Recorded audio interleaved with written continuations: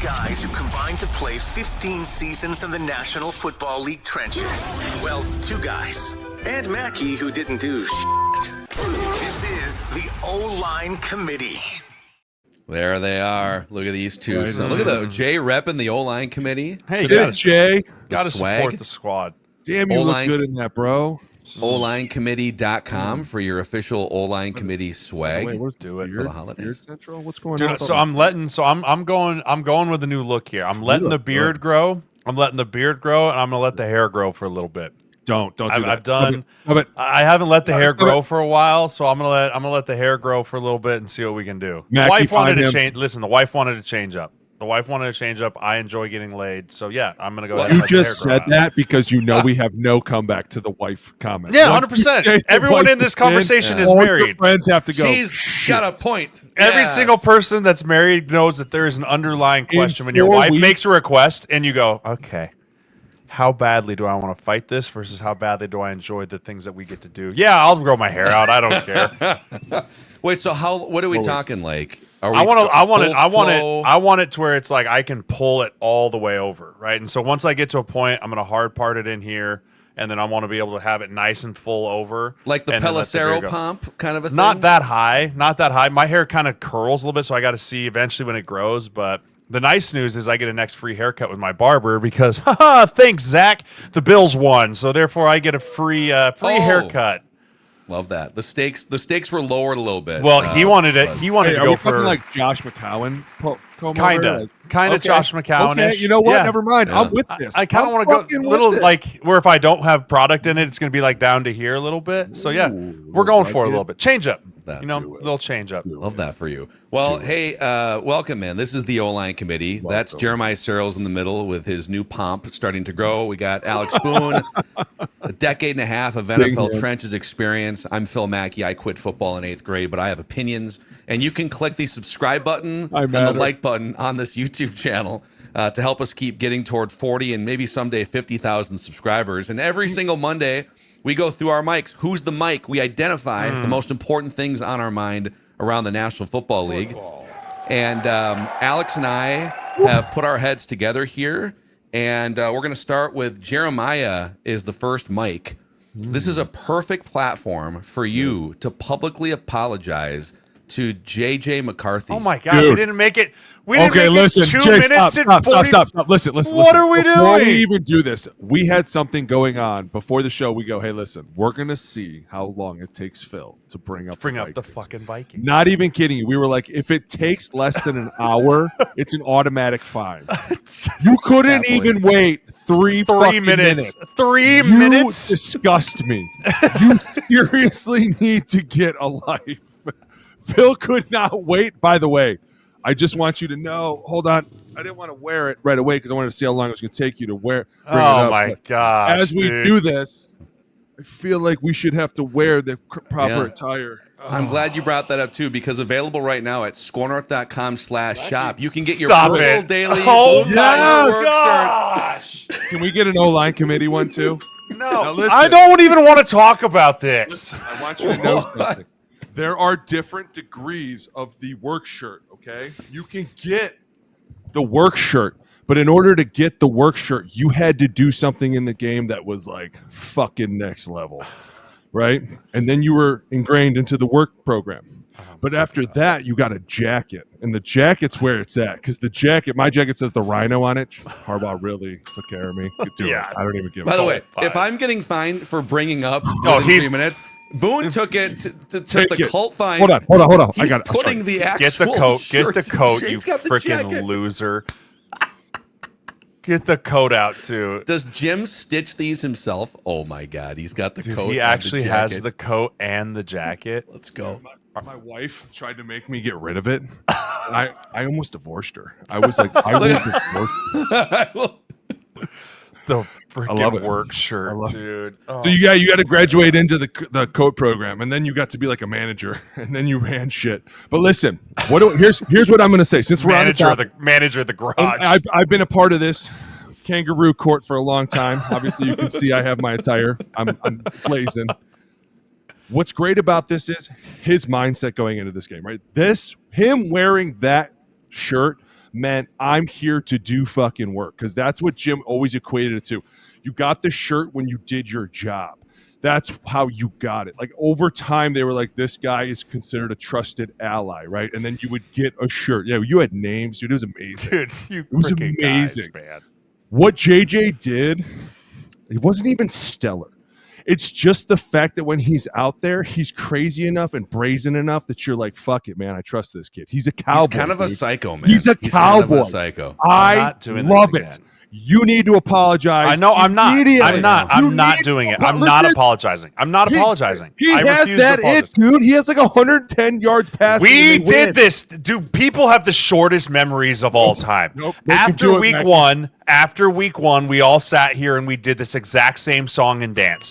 He's got the it factor. Ultra. He's got it. Look what he did in the comeback win against the Bears. Did we all forget about week 2? Did we all just forget about what happened the very next week against the Atlanta Falcons? Whoa. If he can do it again. Falcons are pretty fucking good, dude. I'm not going to lie. If he can do it again, yeah, ask the Miami Dolphins how good they are. If he can go out next week and do it against the Baltimore Ravens, now we're talking about he's putting consistent weeks together. If he goes out and matches that same energy and matches that same type of, this is what I can do, this is who I am, you will get your public apology from me next week. As at this moment right now, I'm not crowning the kid week by week. I'm not doing this. This is not a Vikings podcast like Phil has to run over there where you ride the wave and you crown the kid, you kill the kid, and you crown the kid, you kill the kid. I'm not that's doing it. scorner.com/shop. Not doing it. Phil, you have issues. Listen, hey, I'm excited that he's back. He shot a lightning bolt into the Vikings team that was on life support, right? There was talks about how dysfunction in the organization and can Kevin O'Connell handle injuries and what's going on with Darrison. He came in, he injected him with lightning. They go on the road, win a huge division game. He's now 2-0 on the road in the NFC North as a starting quarterback, which is crazy, right? But that whole team played differently with him at the helm. And that was more important for me. Did they Shut play up. differently because of him at the helm? No. Stop. Listen. Before anybody gets into it, his excitement, his ability to have that it factor, that's what the team is rallying around. And that's what you saw right away when you were, dude, the Justin Jefferson one-handed grab touchdown. It was like, holy shit, they're back, right? They have this thing. And then on the opposite side, you talk about what B-Flow did to the Lions offense. Now listen, I think they kind of put something on the map. Game plan. Hey, I think they showed everybody, if you're going to go after these dudes, you go after the core. You're going to go after the core. You're going to twist them. You're going to blitz them. You're going to throw everybody at the running backs, right? Running backs just showed how bad they were. Terrible week in running back blocking. Oh, my gosh. It was terrible. It was terrible. Yeah. I've noticed it everywhere. But this is the game plan going forward, right? So, like, instantly we're looking at the lines going, shit, how do you shore this up? Well, now you got to get back to the run game. And that was another thing. They couldn't really run the ball. They were just putting the Lions in such pressure situations the whole time. And you look at the Vikings offense, and they're over here like, oh, yeah, whatever, dude. It's a big party. Dogs on the street. Oh! Like, you're like, dude, what the fuck is that? Who knows, right? It's got wheels, and it's rolling. We're going to push it down the road. Listen, I'm not playing either way. What I'm saying is the Vikings defense is the thing I'm looking at going, holy shit, they just stifled the Lions offense. And I didn't mean stifle. I mean, boom, they punched him right in the face. See, that for me was more impressive. That was more impressive for me than the J.J. McCarthy thing, because one thing Jared Goff has been able to do to Brian Flores is beat him with the blitz. Yeah. The last couple times, replace the ball with the blitzer, wherever it comes, have those things going. But for whatever reason, and looking at the film, watching back, Goff had pressure up the middle, so it's a lot harder to beat the ball with the blitz when you've got someone screaming down the barrel. And you're not a runner. Also, Eric Wilson, welcome to the party. Hello. Welcome to the party, man. Look like the Terminator out there, dude, just running. He was unblockable on pass protections. He was all over the field on run game. That dude has revitalized his career, and he's going to get paid after this year, rightfully so, because he has been a huge difference maker on this defense. That's why Ivan Pace isn't seeing the field as much as he has been. He was fantastic. I mean, he put Jameer Gibbs in a body bag. Too. Cashman back, got to give him some Cashman back. That's a huge back. I love Cashman, by the way. I mean, that was a big pivotal point of that too, right? Cashman comes back, he punches the ball out of David Montgomery's hands. Like all the things of what we thought this team was going to be showed up on Sunday. They're starting it showed to get up there, on Sunday. Right? Yep, the question now becomes, consistently, can they do it, or are they going to be like the Packers and ride this wave up and down and the whole bit? But it was fun to see JJ back. It was fun to see the lightning bolt that was shot in there. But I'm not doing this crown the king every single week thing. I want to see him do it again. I want to see him do it again. No, it's Mackie, not. Mackie, you're this dude's delusional. sitting right Mackie's here. delusional for sure. This dude right to my left. Yeah. He woke up this morning howling like a dog in the street. Wait, so you're like Alex or me? The whole Minneapolis was. I heard it as I was driving kids to school. Believe me. And I was like, Mackie, I hear your voice out there somewhere. That's a massive five. I agree with Jay. I'm not ready to crown him, but what I am saying is to go into Detroit right now and punch them in the mouth the way that this defense did, right? And at the same time, Aaron Jones coming out of nowhere. And what is this like showing up when we need you the most? He's hurt again. Well, still, he's got an AC joint, and I just, as I said to the guys on Purple Daily, it's really on the organization to protect the player from himself. So if he goes on the field with a bad shoulder, I want people to keep that same energy, all sensitive. Well, at the same time, showing up when we need you was huge. And that's one of the things that when you look at this, like it was a committee win, right? Like at Jordan Addison showing up and Justin Jefferson showing up, like all these things started to pan out. And it wasn't like, oh my God, JJ McCarthy had to go out there and win this game all by himself. It was like, man, the defense did a great job stifling their offense. Everybody on the offense was where they needed to be. At times he was taking sacks. Like the one where he flipped over, it was like, come on, dude, what are we doing? Right? Like there's going to be a little growing pains, which you have to deal with. If you would have told me that, in my opinion, and you can fight me on this if you think I'm wrong, that the MVPs at the halfway point of the year for the Minnesota Vikings defense would be Eric Wilson and Redmond, I don't think anyone would have been like, oh, yeah, for sure, beginning part of the year. But those two dudes have been MVPs of this defense going forward for the Vikings. They've shown up in huge ways, and they're both playing for cheap. Real quick on Eric Wilson. So off-ball linebacker, and Blake Cashman, too.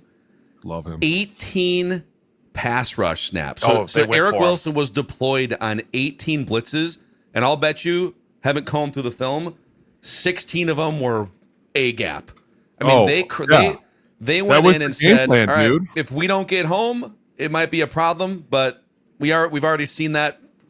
Jared Goff has owned the Vikings for like 3 years, and they pinpointed interior offensive line, and B-Flow said, I'm literally going to blitz you 65% of snaps. In that they looked at the fact that they were two young guys, right? And then what else did they take advantage of? The fact that the running back and the center were on different levels, right? That and the fact that they just ran down his damn face. Like at one point, they were probably just like, hey, listen, we're going to challenge these guys in every aspect. We're going to shut down the run game. We're going to challenge them in their pass blocking ability. And as soon as, and Jay says it, the minute that you have pressure up the middle, it stifles the shit out of the quarterback because it's like right in his face and he's like, I have nothing to do. And he has nowhere to go. When it comes from the outside, you give him choices and options. Like, oh, I see this coming.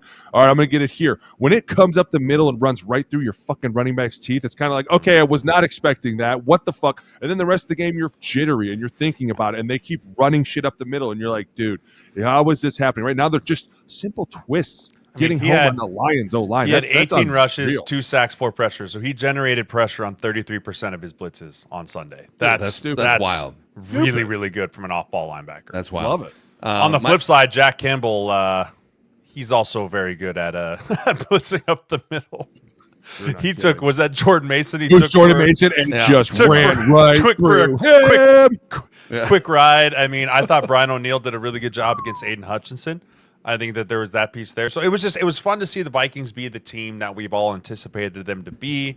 Let's see if we can do it, continue moving forward. The biggest things, last thing on McCarthy. You go first. I'll do last thing on McCarthy. Last thing, because I'm gonna segue it into the next. So new mic. The biggest things. The quicker Jeremiah can move off talking about the I'm done with JJ. I'm done with JJ. I want to do it. I don't want to do it. I don't want to talk about it. It's going to be you know he's starting this journey back out of the garage a year and a half after a lot of the other guys. So I don't expect these complete 3-hour performances where he's throwing for 300 yards. But as you're looking for the big things, the third and must passes for me, whether you're a veteran or a rookie, and the Vikings converted on 3 third and they know your passings, 4 of them. The 2 first drives, the third 9 finds Aaron Jones. The third 9 on the next one hits a deep pass to Addison.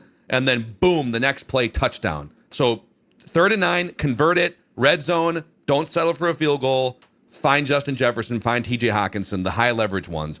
And then I thought they bungled. I thought they should have kept running it from first and goal, second and goal. Stop. They wasted like a minute 20. Happen. But they wind up. You gotta stop, dude. You're starting to hurt my heart. You're gonna hurt your brain saying the words. I mean, he should have kept running it for the next 9 weeks. But I'm right. Like he needs to. They wasted a minute 20. Right. Lions were going to get the ball back. Well, the Lions did get the ball back, score a touchdown. And so instead of the game being over, essentially, it's a minute 40.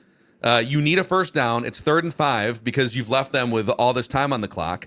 They know you're passing, and he drops back, hits Jalen Naylor. So like these 3rd and must passes where they know you're passing, the building knows you're passing. Can you still complete a pass, move the chains, and don't settle for field goals? Those are the things I'm looking for. And he was awesome at that in that 3rd start ever for him. So we'll see. Yep. Yeah. Jay's right, though. It's going to be really tough, especially this week against the Lamar Ravens, especially after what they did against Miami. By the way, this is my next mic. Or Jay, do you want to go? Because I know we should talk about your mic before anything. This is a great one. Anyone that wasn't watching strictly just the Vikings game yesterday and got to watch across the league like I did, the last 5 minutes of the Chicago Bears Cincinnati Bengals football game was the dumbest things I've ever seen. And also yet the most entertaining things I've ever seen. But I mean, I feel like we talk about it every single week. And as I was looking it up today, the Bengals at this point in time are on pace to allow the most points ever in a single season in the NFL. They can't stop anything. I mean, listen, the Bears have come a long way, and under Ben Johnson, but Ben Johnson was just in his bag against the Bengals. I mean, double passes, flipping it, DJ Moore throwing it to Caleb Williams. Special. I mean, he was just like, let's see what we can do against this defense because I'm not scared of the Cincinnati Bengals defense. Yeah. And no one is. Now, I'm terrified of their offense. Like even with Flacco. With Flacco, he threw for 470 in that game. 500 yards, bro. Have you guys seen that? He just traded him too. Have you guys seen that meme? I can't remember what the name of it, where the guy's getting hung. Right, the guy's getting hung, and like he's like the guy next to him's crying, and he looks at him. He's like, "Oh, first time, huh?" Right, like, and that's like, you know, that Joe Flacco came in, and Joey Burrow's sitting there. He's like, "Dude, we just scored this many points." He's like, "Oh, first time, right? Like first time that's happened to you? Yeah, that happens a lot here. Like you just can't help yourself." I don't know what's going to happen in Cincinnati, but this is a I do. This is a fire everyone. I mean, but is it just the defensive coordinator? No, Jay. Everybody's got to go, bro. But here's the thing. How do you fire the offensive head coach when the offense is unstoppable? Like, he's the head coach. Listen, they're only unstoppable because they have two great receivers, and they do the smartest thing. They put one on one side. But that's how they built this team. They built this team. Anyone can do that. Whichever way the safety goes, throw it to the other guy. But it's not fucking hard. I looked at this too from an objective point of view of like how much money is Cincinnati paying their offense versus their defense, and obviously there's this huge discrepancy. There's a very big discrepancy, but they're not like last in the league as far as it comes to discrepancy. The Rams actually are last in the league when it comes to paying offense versus defense. The biggest difference, and I think this is where the true underlying issue lies with the Bengals, they have not drafted well on defense. And when you're going to pay your offense in a crazy amount of money, you must draft well on the defensive side of the football. Vice versa, you look at the Rams, Jared Verse, Braden Fisk, right? Like dudes on rookie scale contracts out there making differences on Sundays in a big way. I mean, Shamar Stewart was supposed to be this pass rusher, and I just watched Darnell Wright put him in the shadow realm on a fourth down where he just drives them 8 yards across the ball. That's the biggest issue. Now you're saying you're benching Luke Wilson and all these dudes you pay, Cam Taylor, who now asked for a trade. Right, like dude, the dysfunction side, and now none of the defensive guys are talking to the media after the game. Yeah, right, like there was a report out that they were joking around like, "Oh, I'll catch you on Monday" as they were walking out of the building. Huge how about problems, this? Man. How about Chase Brown now is kind of like, well, you know, dude, Chase Brown went scorched. He needs to shut up, dude. You need to shut up. That's not going to go well. What did he say? He basically blamed he didn't blame the defense. He was just like, you know, I mean, he was kind of stopping himself. He was dropping F-bombs in a post-game interview. More, but he was like, we need just like one more fucking stop. Like, if we could just stop them, like, one more. He's like, just get one stop. He goes, you win the game. He goes, you get one stop, you win the game. Like, think about this. They decided again. After week 6, they decided, all right, we're 2-4. The division is still there because we think the Steelers are beatable and the Ravens are off to a bad start. We'll get to them. Let's go get Joe Flacco and let's try to jumpstart this thing. And if I would have told you they're 2-4 and they're going to have the next 3 games with Joe Flacco, he's going to step in and the offense is going to score 33, 38, and 42 points, you would have been like, whoa, yes. Why didn't you trade for him weeks ago? Right. And they've lost 2 of those 3 games. That's they crazy. almost lost to Pittsburgh, if not for the last, that was back and forth. And that's why Pittsburgh's so damn mad still, because they're like, of all the teams, you only beat us, you bastards. Yeah. But no, listen, it makes a great point, right? Like, you have a great offensive structure, what's going on. Your defense has been lacking for years, and it's not Lou Anarumo because now he's over at the Colts and they're dicing shit up. So it seems like it's your personnel. And to be honest with you, the more you say it, Jay, it's exactly what you've said. You cannot draft defensive players. But here's the problem. It's so easy to because they're fucking everywhere. Like, what are we looking for? Who is in our division? What are we trying to stop? Do they throw the ball? Do they run the ball? That's how we draft on defense, right? First, we win our fucking conference. Then we move on and win our division. Then we move on and win this league. But in order to do that, you have to draft accordingly. And you're right. If you're going to pay your offense at least $150 million between 3 dudes, one of which is not playing right now, you better be drafting dudes so fucking elite that people are like, where are you doing this? How are you becoming the next Bill Belichick? And here's the thing. They drafted 2 offensive guards. Yeah, in the 3rd round. It don't and make in the 5th sense, round. dude. Like, and the team's becoming dysfunctional. They're turning on each other. No matter what Flacco does, 500 fucking yards, you still lose the game. That's insane to me. All I think about is Flacco sitting at the bar by himself, drinking a beer, being like, I don't want to talk to anyone. I want to leave. I want to leave 41 right years now. old, Dude, out you here not only dropping that, you 40 lost plus seam points route. and losing.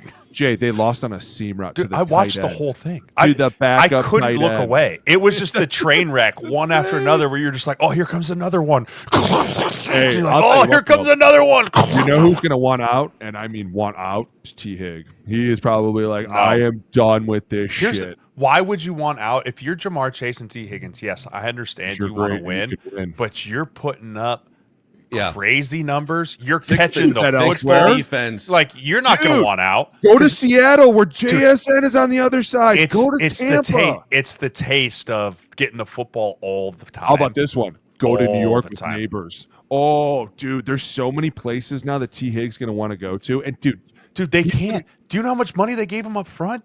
They can't offload him. They cannot offload him. The dead cap, if you offload T. Higgins, tough shit. Well, you didn't want out. You wanted to get paid. It's the same thing with Myles Garrett. Oh, you want out? You had the opportunity to get out, and you asked for the bag. Oh, yeah, here's he's the bag. Out now, too. Right? He does. He's like, here's the bag. So you had a decision. You could stay and you can go, and I dangled this giant $40 million in front of you, and you said, oh, I'll lose 12 games a year to do that. Right? Those are the decisions in which you made. So sorry, T. Higgins. Sorry, everyone on that offense. You don't get to complain if you had the opportunity to leave and you decided to stay. Let's do the flip side of this game. So the Chicago Bears, I want to hit you with a little trivia question here. New Mike. So new Mike, same game. Midnight. But they're 5-3. They've already matched last year's win total. They started 4-2, and then they lost every game until I think the very end. That's fault. They are, as of this morning, the Bears are they're ranked 4th in yardage offense. So they are a top 5 yardage offense. Can you guys tell me the last time the Chicago Bears finished the season with a top 5 yardage offense? I think was Matt Forte the running back and Alshon Jeffries at receiver and Jay Cutler. Brandon Marshall was out there? No? All right, so then how about this? Was it when Gale Sayers was there? I knew it. 1977. Dude, Walter Payton is early era Walter Payton. Yep. Had to be 1977, and it's wasn't Jim McMahon. I know that.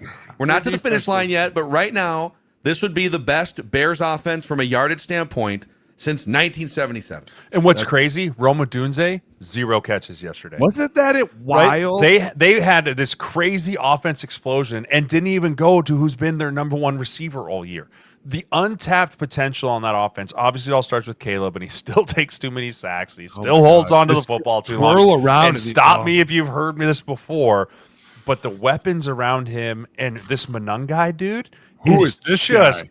If you're on the tracks, get out of the way. This dude just runs like just straight, doesn't care about his body, and just hammers things home. He brought an attitude to that run game. Obviously, now you get Cole Kmet, and then Loveland has the big catch there at the end. DJ Moore finally got more involved in this game. They're just continuing to progress. They're continuing to get better. Yes. And as long as Caleb doesn't take steps backwards, even this version of Caleb, which isn't great. Yeah, he's like, not sack. He's not taking sacks. It's not polished. It's not great, right? There's still a lot more desired out of the number 1 overall pick. But even this version of Caleb Williams compared to last year, this Bears team is going to win a lot of games. And they're going to win a lot of games. They got to fix the defense. The defense has got issues. I mean, who runs the defense? I mean, who is that defensive coordinator? Oh, it's Dennis Allen. Dennis Allen. Sorry, dude. He was on the sideline. There was a catch. I forget who made it, but somebody, Flacco, maybe T. Higgins. And as soon as T steps out of bounds, Dennis Allen's standing there just screaming at everybody. And I was like, dude, nothing you say is fucking working right now. Like, it's insane to think that we're over here like, dude, the offense, it's wild as shit, and they'll throw everything at the wall, and it's great. But defensively, dude, weren't they like one of the better defenses last year too? Yeah. Like they have seriously. Yeah, I don't know. I don't really know what. I don't really know where the dysfunction happened there because last year their defense kept them in a lot of one-score games. They're not getting a lot of pressure. I know that. And honestly, they just extended a guy that's got like no stats. I can't remember. It was the other edge rusher. It wasn't Sweat.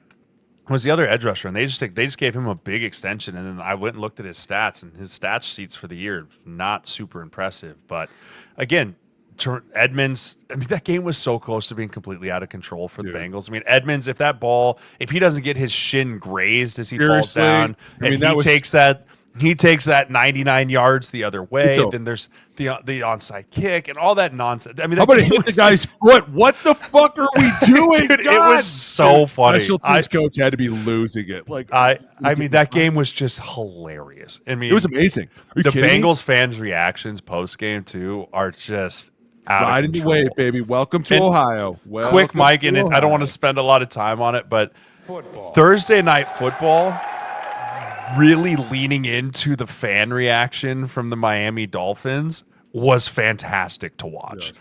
Because every time something bad would happen, it wasn't replay, it wasn't let's look at it, it was immediate fan shot reactions. And them just screaming, booing, double birds. They kept going to the guys in the hats that were looking around. I mean, they leaned so heavily. I mean, Kirk Herbstreit could barely keep it together on the broadcast because, like, he's like, "Oh, here we go again," and it's like camp fan reaction shot. Like Thursday Night Football leaned into it heavy, and I thought it was hilarious. They probably did have a production meeting that said, "All right, this game's probably going to be a dud. So, what's our storyline tonight? Yeah. It's going to be let's show the head coach with the capris. Let's show angry fans." City is just reeling right now. Dude, when they threw that fade on 4th and 2 to Achane, and it's obviously like 8 yards over his head, and they go to McDaniels, and he's just like, just staring up into the sky. I was like, he's like, my life is over. How about the best was right before halftime? Did they fire the GM? Listen, this will be my mic. Ready? Right before half, clock expires. He's just standing behind the O-line, and he just fucking drops. He literally just fell down. Like, it was like, you could have just thrown it out of the end zone. At least make us like, we're watching you stand back there, and then all of a sudden he just drops. And I was like, that is literally how the season is going with them. They are literally not doing anything for themselves. They are just hindering their chances of winning. They doubled down. They fired the GM and then came out and said that we are going to ride with Mike to the end of the year. Now that means nothing, right? That I mean, until they don't, right? It's like, well, we decided internally now was the best time. It's like, well, last week you said, yeah, well, I've seen this movie. Blair Walsh is our guy. 1 week later, you're not gonna hire a new GM and then die on a hill as an owner. Well, I mean, Stephen Ross has struggled as an owner, but you're not gonna die on a hill for Mike McDaniel, right? Like you're not. Well, I think what he's doing is he's basically, and I'm not against it. He's saying, why am I going to fire this guy? Bring in an interim head coach and just fuck everything up anyways. Like, well, let's just let Mike finish out the season. Mike, and if you lose like, a bunch of games, honestly, whatever. I think it's a respectable thing to be like, hey, listen, we're going to let you finish out the year. Mike clearly knows he's gone. If you can't see the dysfunction when you're watching these games, I want to gag. Like I'm watching this and I'm like, dude, this is fucking pitiful, right? Like the Ravens, at some point I was like, you could finish them off. And it took them a minute, took them until after halftime. And then I was like, oh, there they are. They're kicking themselves on. All three tight ends are fucking, yep, now they're really going to get going. So let me ask you this. What with Mike or with any other coach that you've seen in your guys' lives around the NFL, when he came in from a schematic standpoint, they had all these weapons and it was hot early, like the first year and a half, and they were winning games, especially early in the season. And then it kind of feels like the shine of the play calling wears off, and now are you a leader? After like 4 years, can you lead through adversity? And the answer has been kind of no. I think so. What's the difference between a coach who's like a good schematic coach but not a great leader, and then this happens? Well, I think there's a couple things a couple points that I've thought about too. Like the great schematic coaches in the NFL have been able to come in and take their teams by storm and light the NFL on fire offensively. Looking at what Sean McVay, Andy Reid. I mean, you look at what Shanny, right? They're able to light the thing and going, and then after a year and a half, there's a ton of film out now, and defense coordinators go, okay, here's what they do, and here's why we're going to stop it. The great ones that are more great on the schematic side go, okay, time to adapt and adjust and improvise, right? And shift. Different. We got to do something different, right? Okay, they're taking us deep away with Patrick Mahomes and Tyreek Hill. Here comes the short game. Here comes the run game. I don't know, and it's probably because he's a young head coach, right? Mike McDaniel has not been able to, either because of ability or because of who he's tied to at quarterback, or whatever it is, shift his entire offense and go, okay, here's what we have to do new, right? Because if I'm the Miami Dolphins and it's been this quick game, it's been the swing passes and these tosses to Achane and speed on the edges. Well, now that people are taking away that, you have to then be able to go, okay, quarterback, this is what we're doing. We got to win one coverage and have these route concepts on the outside, and you got to read coverage. And I don't know if Tua can do it. I just don't know if Tua is capable of doing that. And so I think Mike is a little bit between rock and a hard place between schematics and player personnel and finding ways to transition there. And then on top of that, when you're just kind of an odd guy, right? And Mike's just kind of an odd guy. Yeah. It's true. When you're losing games and when you're winning games, first of all, when you're winning games and you keep with kind of the gimmicky, weird stuff and you come into team meetings and you're like, what are we doing, right? Like, but you're like, we're winning, whatever. We'll handle it. We'll move on with it. But once you start losing games, that stuff becomes harder and harder to stomach as a player, right? When your coach is odd and he's saying odd things and he's at the press conference, and I think someone counted, he said 162 times at his last press conference. Like, there's just...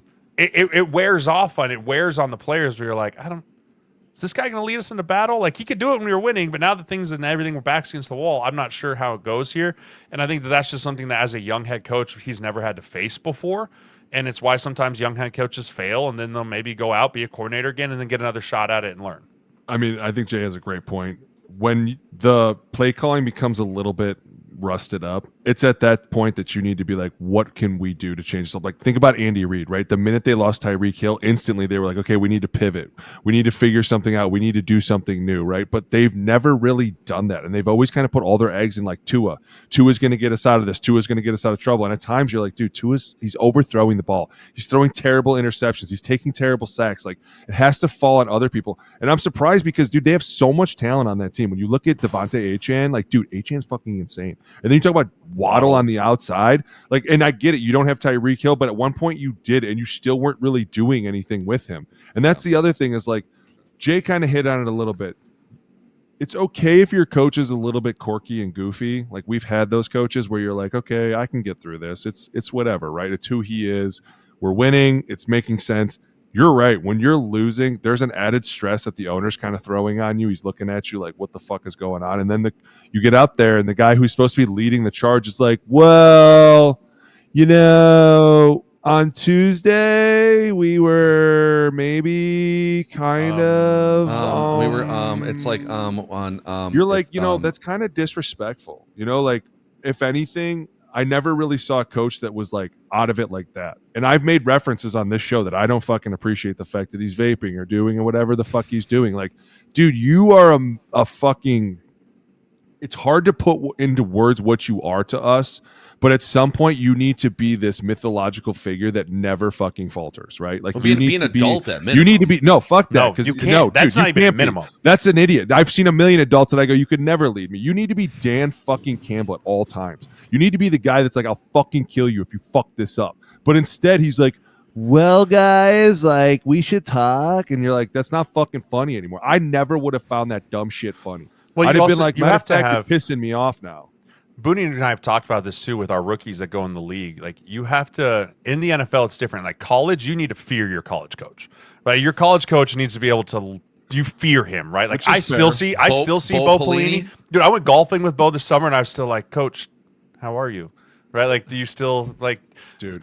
I'm so sorry. I went to class that day. Coach, I promise. I'm afraid to call him anything, dude, but because they helped shape you into young men. Right. Yes. And as a 18 to 22-year-old, like, those are really informative years. Like, and those coaches, yes, they love you and they take care of you, but you have to have a healthy fear for your coach. Mm-hmm. When you get to the NFL, it's a little different, but there still has to be that healthy respect. Yes. That healthy respect for your coach where you're like, listen, not a fear, respect. If I screw this up, this dude's going to let me know. And it's not fear anymore, because now he's just going to cut me. Right. Like, it's not this like, oh, he's going to help mold me and shape me. It's like, he's holding me to a certain standard, so I must respect that standard that he sets. When the head coach doesn't have that standard locked, stocked, and barreled, and he lifts himself up to that standard, and again, I'm not speaking because I'm not in that room, and Teron Armstead, we have no idea. Teron Armstead came on here and said that Mike has the respect of the team, and so he has all that, and maybe he does. But from the outside looking in right now, I don't know how many people on that team are like, I'm really worried about what Mike's going to say to me today, right? Or I'm really worried about what's going to be said in the team meeting or what's going to be. And it's like, well, they just fired the GM. Mike's dead man walking. Yeah. I might just make it through this year so I can get myself paid and get healthy and reset for 2026. I'm out of here. And you're going to see more of that down the road here with the Jets, with the Dolphins. Well, shit, they already traded Phillips. Saints, right, with the Saints. Like, you're going to start to see these lower bottom end teams start really getting into the, all right, this year was a wash. Like, I got to get out healthy. I got to make sure I'm ready to go if it's a contract year, if I'm on a rookie deal, whatever it might be, because hard resets are coming to just about every single one of those low third teams in the NFL. And Miami was the first one to start it. The minute they traded Phillips, they were basically like, what can we get for him? Season's Fire over. Sale. We're going to need everybody on here to pack your shit up at any moment. Dude, that's the worst. Like, fire sale time, you're looking around the locker room like, oh, boy. This could get ugly. And I'll be fair, I never really was a part of a fire sale early, but like, even like when you have 2 or 3 weeks, people are still looking around like, dude, they could get rid of any one of us, like, just because they're fucking mad. And that's a scary feeling, right? And you look at Miami, and when you're a player down there and you don't respect the coach and they start trading players away and you kind of see the writing on the wall, Jay's right. You start to go like, this is business decision mode. I don't feel like tearing my fucking ACL with 4 weeks left and I'm about to hit free agency. Like, it's a terrible thing to say, but at the same time, your owner is basically showing you, hey, we fired the GM, the guy who takes total control. He's gone. Right now, we're trading away better players on defense, guys that help us win games, even though we're losing all the fucking games. Like, anyone's ass can get fired. And one more point to go back to this, like, I feel bad for Mike because Jay kind of said it. You were handcuffed with this quarterback, right? Like, you knew what you were getting going into this. At the same time, he took a nasty hit. And at times we have been like, what is going on, right? Like, it's one of those things that you've just had to kind of deal with. To be fair, that's why they fired the fucking GM, okay? Because this guy's had some chronic head issues, and we should have had a better backup in place. Like, hey, at any moment, this could go south with us. And I get it. There's not a lot of options. You don't sign him to his big of an extension. I think that's part of the issue. The GM got fired too. Well, no, they signed him to that big extension after he got knocked silly twice. Yeah. Right. Like, and he missed this. And then, and I think that's part of it. Like, you look at the GM, like, oh, he got fired for this year. But if you fire the GM over the head coach, there's more stuff with how he built this roster is what people look at as more of the bigger issue than the play on the field right now. Right. Because the coaches, you'd be amazed, right? People would be amazed of how little input to the roster the coaches actually have. Right, coaches half the time are like, I don't know who's going to be here, boys. Hey, where's Brian? Coach, he got cut. What? You're like, what? Right, like when I got traded, right? So I get traded. And I was a bubble guy. Like, I thought I made the team, and so I go into my O-line coach's office, like, all my crap in my hand, and I was like, hey, coach, I really appreciate you. And he's like, where are you going? I was like, oh, they just traded me to the Vikings. He's like, what? They traded you? And I was like, thanks. Like, you'd be amazed. Half the time these decisions are made upstairs that they have no idea about. And I remember coaches telling me, like, listen, I just coach the players that I am given. And upstairs is above my pay grade. And so they do say that 100%. And so if you're talking about the GM getting fired before the head coach getting fired, that means the owner has more of an issue with how this roster was built, the structure in which the cap space is forecasted for the next 2 or 3 years. That whole piece is a bigger underlying issue than what they feel like the Mike McDaniel's issue is right now. So it's really easy to focus on Mike McDaniel and what's going on there, but actions speak louder than words. Firing your GM tells me that they have a bigger issue with the cap and with the roster management than anything else right now. Which I'm fine with. And we just said why, right? Like, you knew that issues were going to happen. And I remember Skylar Thompson, and we were like, seriously? Skylar Thompson's going to go out here and fight this fucking game? I mean, I remember against Seattle, he had like 5 interceptions or some shit. And it was like, what are they even doing anymore? Are you even trying to be competitive? The owner looks at that and goes, this is bullshit. Now, maybe he thinks, and maybe T-Stead was right. Maybe he does have a good grasp on the locker room, and maybe the people love him, and maybe they're legitimately just like, hey, we want a new GM, and we're going to keep Mike, and we think we can solve this. Tyreek comes back next year, right? Like, we can start taking the top off of defenses again. And it'll be interesting to see. I mean, you did trade away Phillips, though, which starts to make me think like, oh, boy. He's a free agent at the end of the year. I was going to say, he was going to be a free agent anyway. No, I know, but you know they weren't going to retain him, so you might as well get something for him when you're going to pick high in the draft. And I think they're also banking on Philly's going to have high draft picks. Right, Philly's going to be a top 10 team, top 5 team, and so you're saying, okay, whatever. I don't think they got a 3rd round for him.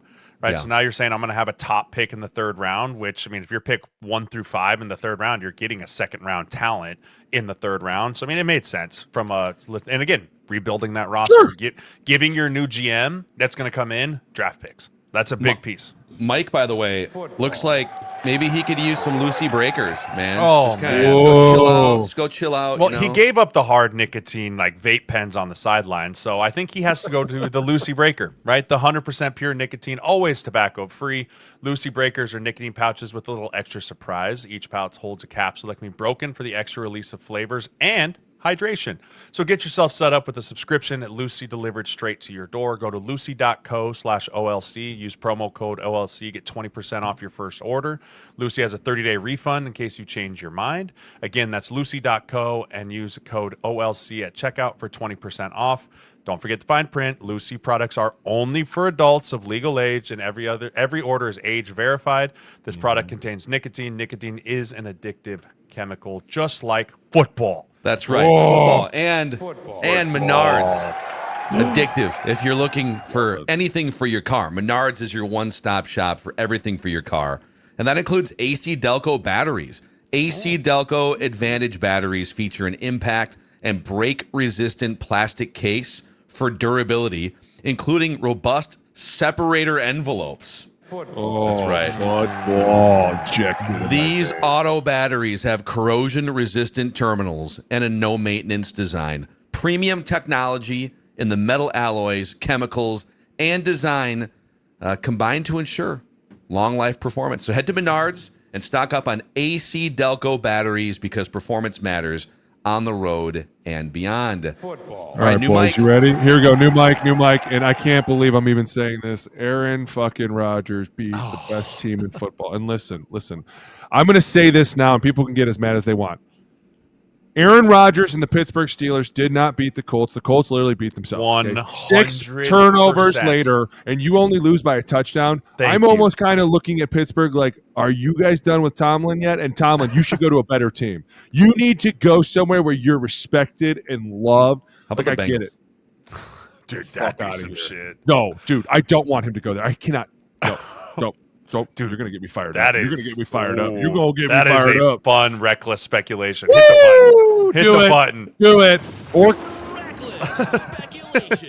The Steelers let's just say Cleveland because they have Myles Garrett. Can we say Cleveland because they have Myles Garrett? It can't happen within the division. It's not going to happen. No.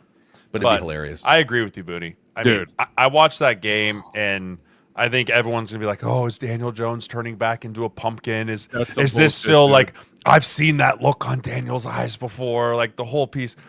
To turn the ball over 6 times and still lose a 1-possession game, shows me clearly above and beyond who the better football team on that field is. Dude. But that's the great reason why you play the game. That's the reason you roll the ball out there every Sunday and you put 60 minutes on the clock and say, ready, fight. But, I mean, I am not concerned one iota, one issue whatsoever about the Indianapolis Colts. They ran into a buzzsaw, right? A team that has just been absolutely torched the last 2 weeks. Their defense has been put on complete notice. We're making all this money. You guys can't stop anything. You're a hot knife through butter. They ran into a buzzsaw defensively. All their playmakers showed up. TJ Watt showed up. Cam Hayward showed up. Highsmith showed up. Like Ramsey, everyone showed up. The issue is still that offense is a problem. It's bad. The Pittsburgh Steelers offense is an issue. I don't care if you have DK or not. They cannot consistently move the ball up and down the field. DK didn't do shit. That's what I mean. One catch. You can't consistently rely upon Washington Warren. is their best receiver. He's a left tackle. Their left tackle is their best receiver right now. They can barely run the ball. And this goes back. He is a load in fairness. It's funny So you said big. that though, because I feel like this game was just Highsmith and TJ Watt going, shit, we are getting paid a lot of money. We should show up. Right? And all of a sudden people on defense were like, hey, listen, we're going to bat this ball down a little bit. You guys take it away a couple times. Like, in no way was I like, wow, the Steelers are the better team. I was actually like, wait a minute, Colts are just going to wait till the very end to do it. I guess. That's kind of my thought too. They're just going to wait till the very. Okay, you know what? You guys are making this hard on yourself. Fuck, coach going to kill you They guys. fumble the ball. They fumble the ball. Let Dude, the Colts get it and go so score. Like bad. there's just So bad. the AFC North is a dumpster fire. Oh, it's bad. Like, I even think the Ravens it's are a complete bad. dumpster fire. The Ravens aren't as good as people think they are. I mean, everyone's like, oh, they're back. They beat up on the Dolphins. That's what the Dolphins just did to Atlanta. Like, Dolphins turned it over three times. We just spent 20 minutes on why the Dolphins are in trouble. Oh, they're a right. mess. So you look at the AFC North. I mean, it's a rock fight to see who's going to come out of that division right now. And I don't really know, but the Steelers offense, that does not look like a playoff caliber team to me whatsoever. Defensively, sure, they looked the part this week, but again, do it again. Show me that you can do it again, because any team can show up once a week. Any team could show up for 1 week a month and be like, oh, that's right, we are getting paid $170 million on this side of the football. We should do something. Do it again. Be consistent with that, but I do think that it's eventually going to wear on this defense that this offense cannot put points on the board. Of course it is. Dude, we're already seeing it in Cincinnati. They're already starting kind of going at each other. Steelers are obviously going to be next. The Colts issue was they just fucked up early in the game, right? And then all of a sudden they go down early, was like 14-0, and all of a sudden it's like you feel like you have to play this catch-up game. Because when you only run the ball 14 times with one of the best running backs in the NFL, we're looking at this going, wait a minute. That's where I'm looking at Shane going, I feel like it was just one of those moments where he was like, dude, we're in Pittsburgh. It's loud. They're rocking. We need to match fire with fire. And at some point you're like, dude, fire with fire equaled sack, fumbles, or whatever it was, right? Like now all of a sudden you're really feeling the pressure of it. And you're like, we got to keep throwing, where it's like, you probably could have just kept running the ball and we still would have won the game. Like you need to stick to who you are. And that's where sometimes it like, you want to look at these coaches. You can't stick to who you are when Aaron Rodgers is your quarterback, though. And he's done that everywhere he's been. Even Matt LaFleur was like, I'm talking about the oh, Colts. talking about the Colts? I thought you were talking about the Steelers. Like, you need to stick to who you are. You need to run the fucking ball that game. Like, you're looking, and I get it. You're in Pittsburgh. You feel the noise. You're like, oh, my God, Aaron Rodgers might be doing something. But when you look up, they're not really doing anything. You're just giving them the ball more opportunities, more times. And they're, like, scoring on 1-yard touchdown runs. And you're like, what the fuck is this, right? If they would have kept running the ball and been like, hey, we stick to who we are. We're going to pound the fucking rock, get them in a bad position. We're not going to allow TJ and Alex Highsmith to do this, where we're batting balls down to fucking Sawyer. Who? The dude from Ohio State? Get the fuck out of here, bro. Stop it. TJ Watt's like just grabbing the ball out of people's hands. Like, you don't let them do that by giving the ball to JT and going, hey, do something special. Okay. And I know, hey, maybe Cam Hayward's going to show up for the first 15 runs. Great job, Cam. But will he show up 20 to 25? I don't know. Let's find out. Let's beat on him. Let's wear on him. Let's do all these things, right? This game to me is more like, hey, Shane, stick to who you are, right? And I know you're an away game and you're getting like, oh my gosh, they're doing something. They're putting the ball down the field. They're putting it in the end zone. I get that. If they would have stuck to who they are and what they do best, I feel like they would have won this fucking game. And that's why I'm not mad at them at all. And I'm like, I get it. And at the same time, too, they probably went in here like, yeah, guys, it's the fucking Steelers. Come on, come on, wake up, right? And all of a sudden they get punched in the mouth 1-2, and they're like, oh shit, I'm awake. Oh my, is that blood? I'm bleeding? Who makes me bleed my own blood? I'm not Mac Jones. Knock it off. Yeah, I'm not worried about the Colts at all. I still think, even after watching what the Bills did to Kansas City, I still plant the flag. The Colts are the best team in the AFC. Wow. Okay, that's because I still plant the flag. I still plant the flag that I still believe that the Colts, right now, sitting here on November 3rd, are still the number one team in the AFC. Because I'm gonna keep countering that and poking at that with the same question I asked a couple weeks ago, which is okay for that statement to be true. And I'll even give you the Colts hosting through this scenario. Do it. If their record's good enough, that on Championship Sunday, it's the Chiefs and the Colts, and it's in Indy, that you are picking the Colts to win that game. Yes. Did you not watch Buffalo's emaciated If he goes against it, it's an automatic fine. That's fine. Okay. That's fine. We're just letting you know. By the way, nobody sees the Patriots in this conversation. They're the number 2 ranked AFC team right now. You guys are just shitting all over them. I'm not shitting all over them. You are. Are you truly telling me? Are you truly telling me you think the Patriots are better than the Indianapolis Colts? I mean, no. Shut up. Answer yes or no question. Yes or no question. The Indianapolis Colts, the Patriots are better than Indianapolis. So shut up. What are you even talking about? You're being so sensitive. That's all. You're pissing me off. Yeah, instigator for sure. Definitely instigated. Okay, who's better? Name me 2 teams that you think are better than the Colts right now. I'm going to name you the AFC now. Two teams in the AFC now. 2 teams that would beat the Colts in the AFC Championship Say the Vikings. game. I'm coming through this and just beat. No, he said AFC. AFC Championship game. Yeah, because the Colts aren't going to make it to the Super Bowl. The Colts play the Vikings. The Colts play the Vikings, and that better be on the picks. Don't they play the Vikings? No. No, I was watching last night. Seattle plays because Sam Darnold comes. We'll get there by the way. We'll get there. Yeah, Sammy Darnold. The Chiefs comes right now. To me, this is if you want to remake this for the Chiefs Bills to include them in the conversation. Go for Do it. Remake it. 4-4-4.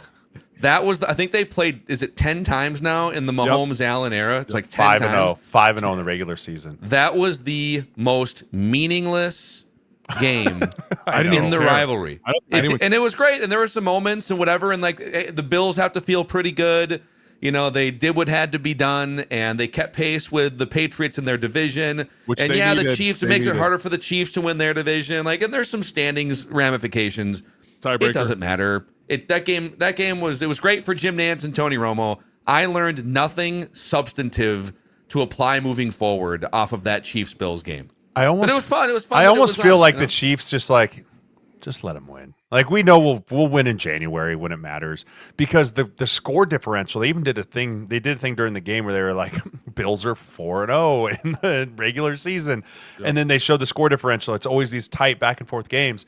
And then you pull it up in the postseason, and it's just this wide score differential where the Chiefs kind of just run away with it in the playoffs. I didn't understand that game, kind of what was going on. But, the Chiefs are 5-4. That's crazy. Well, what's crazy is they're not even in right now. They're not in the playoff scenario right now. So and that was the part that we talked about early in the year. We're like, yeah, we still think the Chiefs are good, but the rest of the AFC has gotten so much better that if they don't win the division, they could be sitting there. Fucking wild card. They could be sitting there on the outside looking in, like, how the hell did we miss the playoffs because we screwed around early in the year? Similar to the Bengals the last couple of years, where they're sitting there in week 17 and 18 going, I need help to get into the playoffs, regardless if I win or not, because teams like the Patriots are showing up, and because teams like the Colts are back relevant on the map again, and the Broncos are relevant on the map again, and the Chargers are rounding back into form. There's just so many teams in the AFC that are showing back up that have been completely irrelevant for years. Yep. The Chiefs have to get their shit together really quickly, or it could become a problem for them down the road where they don't control their own destiny just to get a wild card spot. They don't. You don't control your destiny right now. Technically, if every team that has a position in front of you continues to win, you're fucked. So you technically don't control anything. The good news is they got to play the Chargers again. They got to play the Broncos. No, I agree. Twice. But that's what I'm saying. There's a lot of teams in front of them that they have to play. In front of you, they do. But you're right, dude. The Patriots coming out of nowhere this year is holy shit. The Colts coming out of nowhere, and they both lead. That you're like, wait a minute, what just happened? And if technically, I'm not going to say this in a malicious way, but technically the Chiefs did it to themselves, dude. They were kind of being punished early on. Some of the players were on suspension, right? Yeah. There were some injuries. That's their own fault. It's not they came out and played.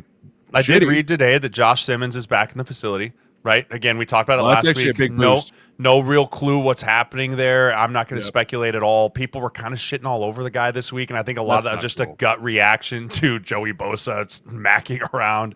I mean, Mahomes was hit like 18 times this week. He was pressured 52% of the times, dude. It was the first time. I think it was the first time ever he was under 50% completion rate for a game. Yeah. So I think a lot of that was Kansas City gut reaction of panicking, like, well, Simmons isn't here. He's a waste of a first-round pick. Hey, he's got family stuff. There's stuff bigger than football when it comes to it at times. I'm not going to speculate at all. But him getting back in that building, and now they have a bye week, letting him work himself back into getting in shape, that's going to be a big boost because the Bills, it's the obvious blueprint. How do you beat Patrick Mahomes? You hit him.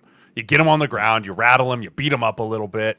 That's how Tampa won the Super Bowl, all those things. So him getting back in the building, it's really hard to do. And him getting back in the building is going to be a huge boost for the Kansas City Chiefs offense. I'm trying to pull the standings up, and it just translated the entire page to like I don't know what it's like a Spanish speaking. ESPN's website's wigging out here, so I'm going to go NFL.com. But like right now, the Jaguars would be the final wild card team. Isn't that crazy? Oh, we said it. New teams. On the outside. And not only that, but like the Steelers winning a game like they did yesterday doesn't help everybody else's cause, right? Like them kind of gutting out these wins. And that's why sometimes when you're in the league, you hate those fucking wins. Like as a fan, you're like, way to be gritty. But as a fucking player, you're like, son of a bitch. Like, oh, this is going to knock us out of the fucking playoffs because this team who should have lost this game to the fucking Colts won. And now the rest of us, and the Colts, what are they doing? They're going, oh shit. Someone just beat us? Fuck. Yeah. Nobody tell the owner. They're going to be. Right, here we go. Move on. The Colts are going to be something to watch next week. Really They're interesting. Going to be so hot. See how that team responds after getting punched in the face. I can see that team coming out next week and just lighting the world on fire. You know who's going to do it? And I hate to go back to this, but I don't know. Did you guys hear Dan Campbell in his press conference afterwards? He was like, I got to be better. We got to be better. Yeah. He goes, don't worry. We will be better. And I was 9 on 7. It's definitely going to be live this week. You motherfuckers better be ready, dude. Coaches used to look at you like, dude, if you heard your coach talk about how we will be better, you just knew practice that week was going to be Here comes shoots.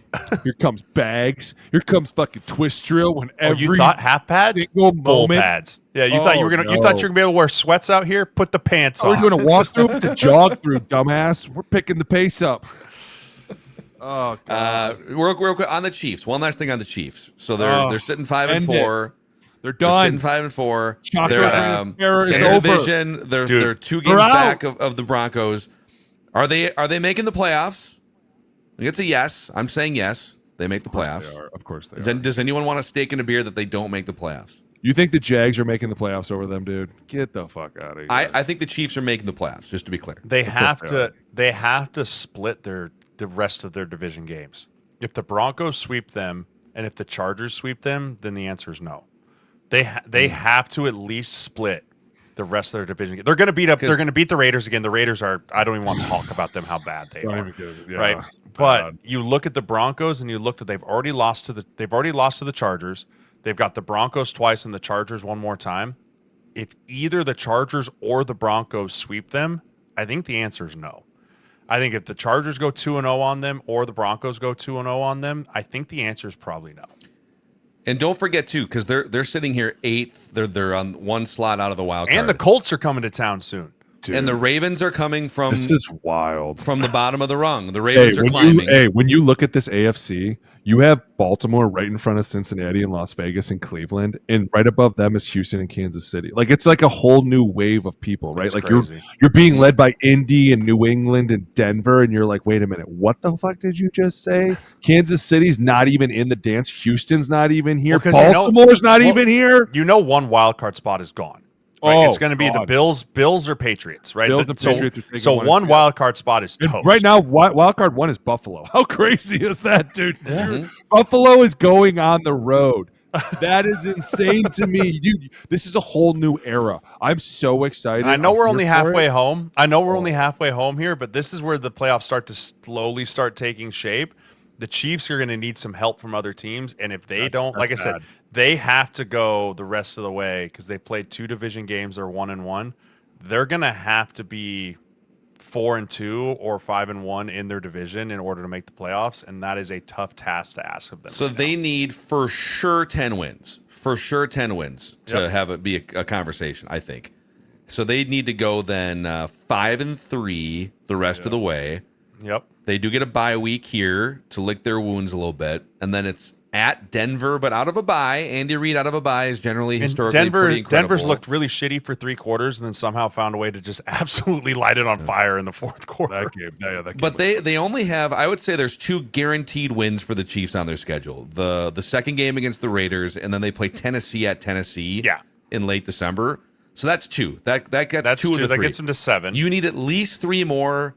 At Denver, home against Indy, at Dallas, home against Houston. I feel like, Houston's defense can rise up. Dallas, stop it. Come on, their defense Chargers, has to nosebleed before we can believe it. It's likely the Chiefs are going to get to like 10 or 11 wins. But here's the thing. All it takes is one Sunday, like the Colts, you show up against the Texans, and the Texans defense does the tip drill and 2 interceptions and returns the special teams for a punt, and that one game could be the difference because you screwed around early in the year, right? That's what's so great about the NFL is it's all about how you finish, but we talk about all the time, you don't make the playoffs in September, but you can put yourself in a really bad spot in September to make the playoffs come January. And I think the Chiefs are looking at that right now because they are not, there's chinks in the armor. And last week we said we still kinged them last week, and rightfully so. They still have all the pieces. But the Bills showed some chinks in the armor again, and now it's going to see can the Chiefs, and I believe in Andy Reid. I believe in how good of a coach he is, and I believe in Mahomes. They'll fix those things, but they're putting themselves with very, very little margin for error the rest of the way. Oh, they have zero margin for error, dude. They can't give up anything. They have to go. For real. Even the games that they can lose, you can't lose. You have to fucking put up points. You have to show that these teams are – it's crazy to think the Jaguars are in front of the Chiefs right now. Like, in what world were we like, they earned it. They beat them straight up. I know. That's what's even crazier, right? And that's what we talked about earlier is like you put yourself in a bad hole, and now you're trying to fight your way out of it. And at times, desperation can turn to panic, and panic can lead to bad, bad things. And so it'll be interesting because they do have a tough schedule going forward, too. And looks like their road record is shit, 1-3. They need to pick it up on the road. That's not Andy Reid-ish. Yeah, there's still a lot of meat on this bone here from the weekend. Oh, so talk dirty. We can talk dirty. How about let's talk about Jay's NFC team that's going to be in the Super Bowl. That was before all of a sudden who? Bryce Young? Who the fuck is this guy? This guy comes out of nowhere. 5 yards. Right. Coming in with Jimmy Horn Jr. showed up in reverses. I'm like, who the fuck is this team? Right, dude.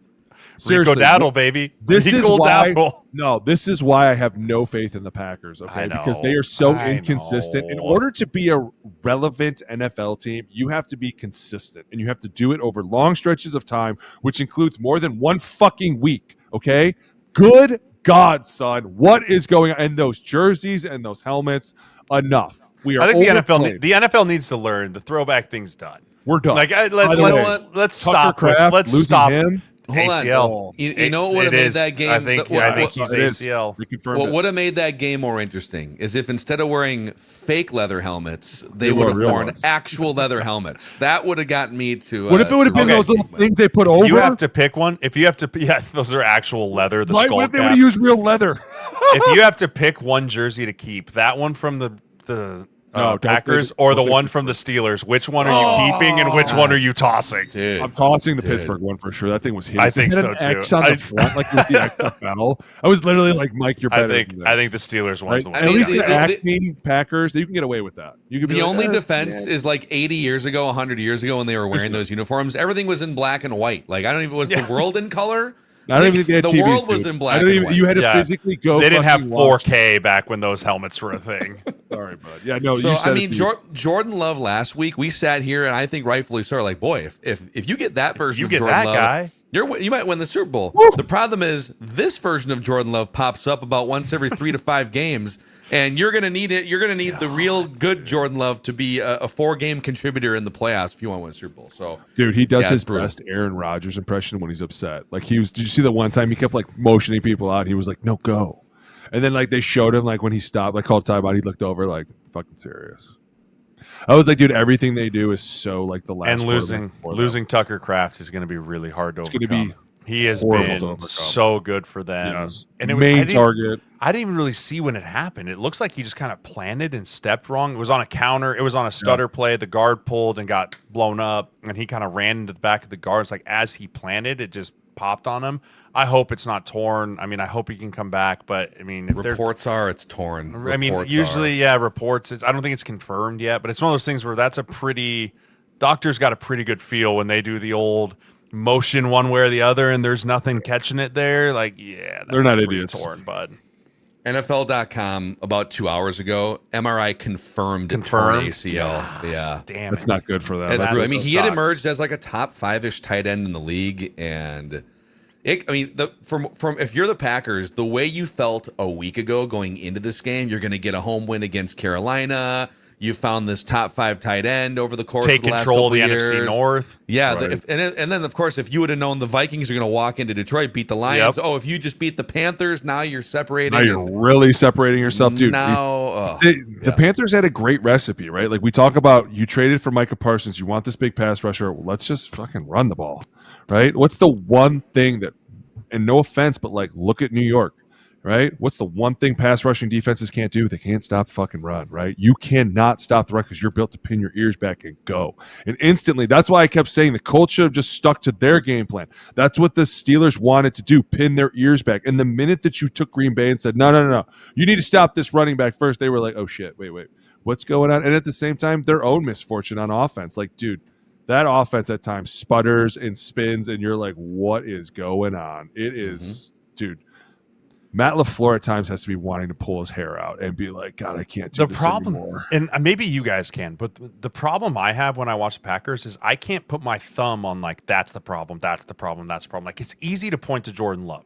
Now, it's easy to point because he touches the ball every play, but there's something else going on there where you're looking around going, hey, that's the problem.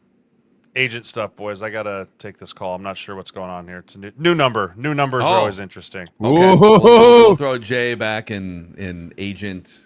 Well, nobody's more excited to see the Packers go down than you, Mackey. I know that for sure. But seriously, to lose to the Panthers, and they're another one. Like they're a conundrum, right? Like 1 week they're fighting, 1 week they're losing. I know, dude. But here's my problem. Like the Packers, they've only had 2 losses, right?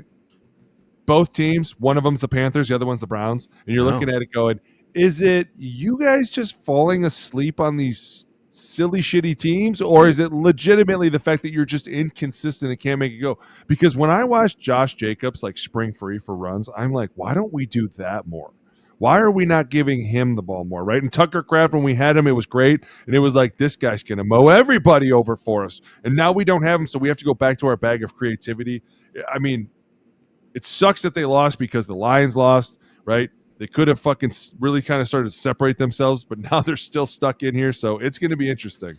Can we give some love to one of Jay's old teams here? I know the talker is, what the hell are the Packers doing losing at home to the Panthers? But on the flip side, the Panthers on that team. They started 0-2. The culture started to change a little bit last year when and I had kind of heard this behind the scenes, that when they benched Bryce Young and threw Andy Dalton in and like Red Rocket, whatever it was Red last Rocket, year, baby. that was internally even. It was like very 50-50 as to whether or not they were just done with Bryce Young. Yeah. But then circumstances changed. He gets another shot. Balls. And he starts to ball out. And they start hunting down the field more frequently. They start 0-2 this year. It looks kind of bad. And Bryce Young, by the way, has not fully clicked. He can barely throw for 150 yards. So I'm not saying that that's the reason. But they're 5-4, and they host the Saints this weekend. Place. They could get to 6-4 with a home win over the Saints this weekend. Got the same record as the Chiefs. They're literally 2 places out of the fucking playoffs right now. Is that not insane to think? It's it's all these fucking teams coming out of nowhere. Gritty win. Give it to Canales. He's willing to adapt and adjust. But I think early in the year they thought, okay, Bryce Young's going to pick right back up where he left off last year. We're going to push the ball down to Leggett. We're going to push it to now to Terry McMillan. Right? We're going to do all this fun passing because Bryce is going to click. Oh shit, we're 0-2. Bryce is struggling. Hey, Rico, you can run the football, right? Chuba Hubbard, you can run the football. Let's just adapt, adjust, and move, and that's been really working. And I mean, it's no secret. No one they're going to run it. No defense has been able to stop it. But No. the defenses have not been able to just say, okay, we're going to load up with something. I think it is because they are still a little afraid of those two receivers on the edge taking the top off the defense. Because that McMillan kid from Arizona is special. And I know he Xavier hasn't had Burnett. like a crate, but like he is special. Oh, I agree 100%. And dude, Rico Dowdle's own fucking old team they were like, whatever, dude. He's not going to do anything. I mean, Javonte Williams has been a pretty good upgrade from Oh, Dowdle, but Dowdle's had a my point is great career. your actual own team slept on you. Like, I understand why he's like, nah, dude, I got this. I'm going to take this in the bag. But I think when you look at Green Bay, just kind of put a bow on this. When you look at them, their inconsistency, I feel like, is going to hurt them. Games like this are going to hurt them down the stretch where you're like, hey, man, you could have fucking completely ran away with this, maybe even conference, right? Like, you could have been setting yourself apart, but you lose to Cleveland and you lose to the Panthers. It's like, what the fuck was that? Like, did you see that interception that was almost an interception if JC Jackson catches it? What was that? Did you see? What was it that literally hit his that? hands and fell out. But at one point I go, who the fuck is he throwing that to? Dude, Super like, weird. what were you doing? Right, completely across your body, sideline play to right back there. pylon.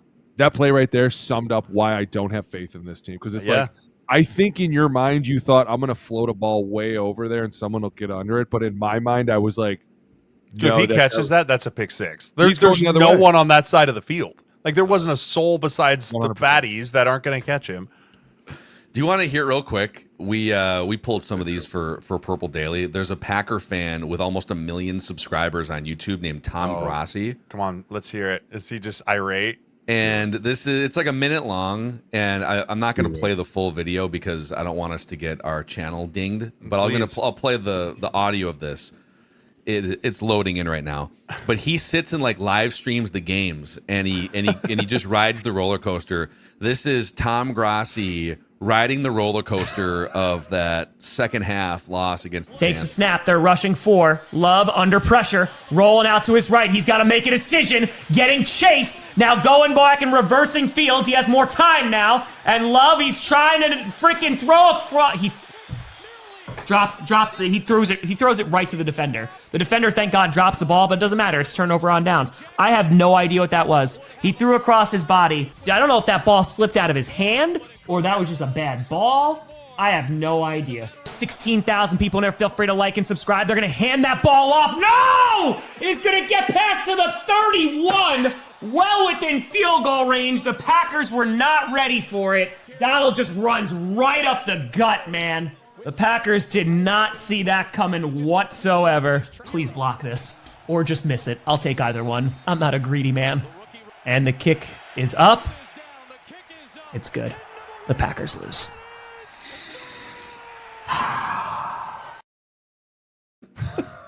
The deep side.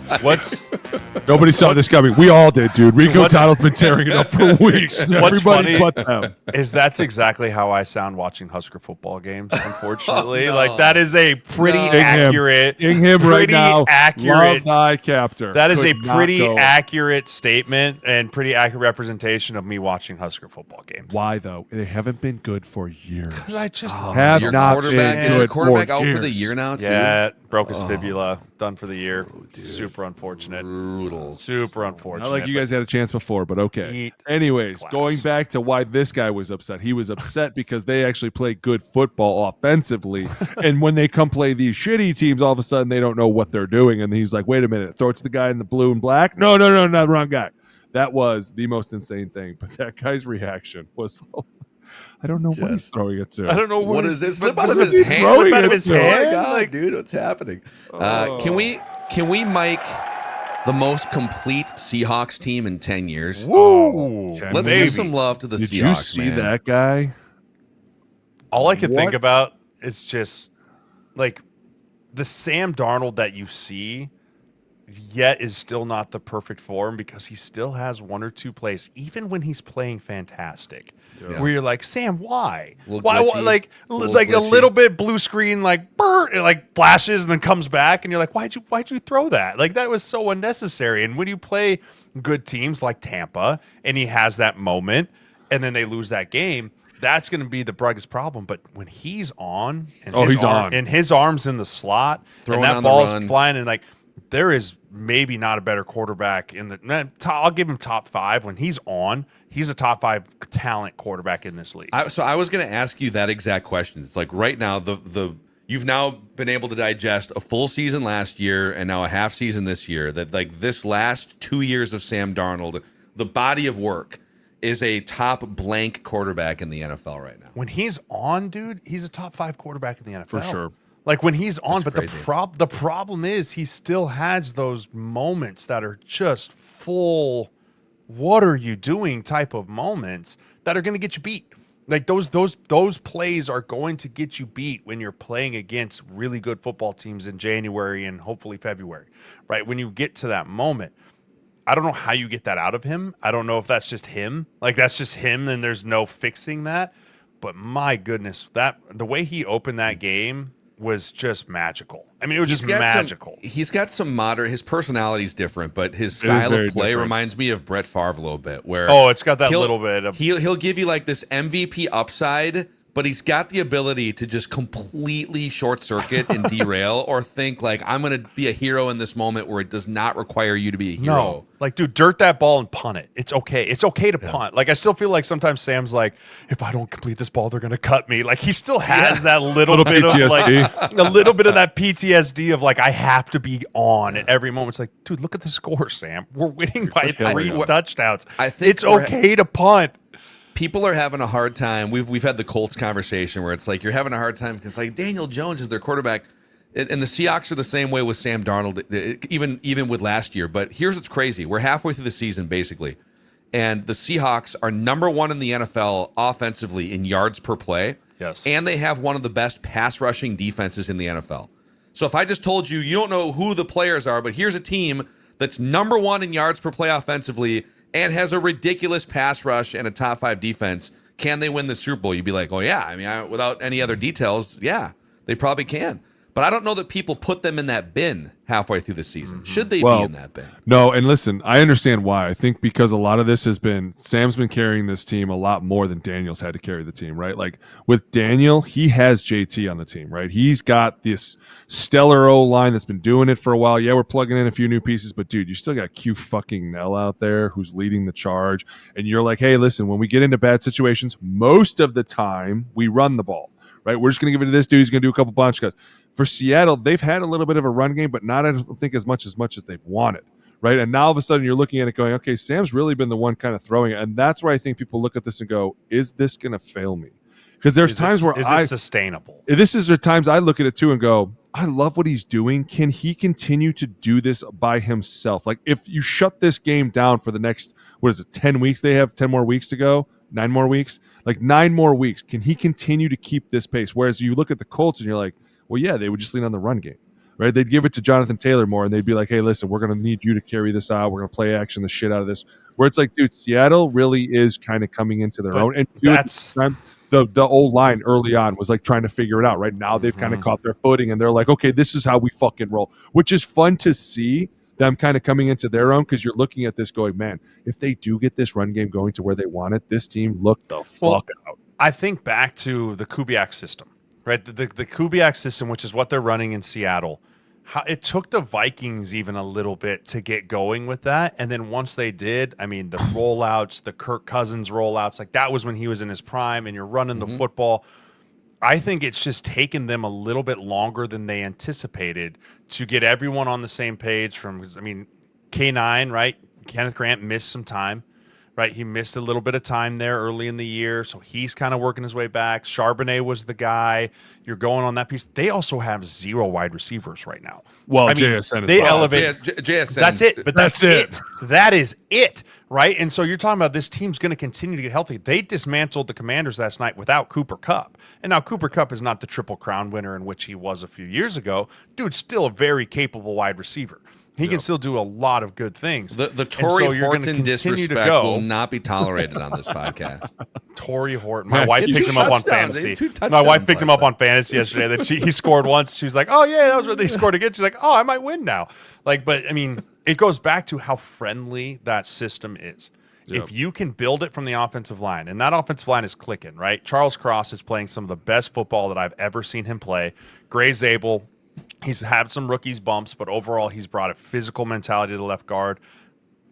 My guy, Jalen Sundell, there in the middle. He's athletic, doing a lot of things, getting up on linebackers, allowing the outside thing to go. You're getting the best version 80% of the time out of Anthony Bradford on his side, and then obviously you have Abe Lucas on the other side. Like that group, and then you bring in Benton, who's the O-line coach there, who's coached in this system for 40 years.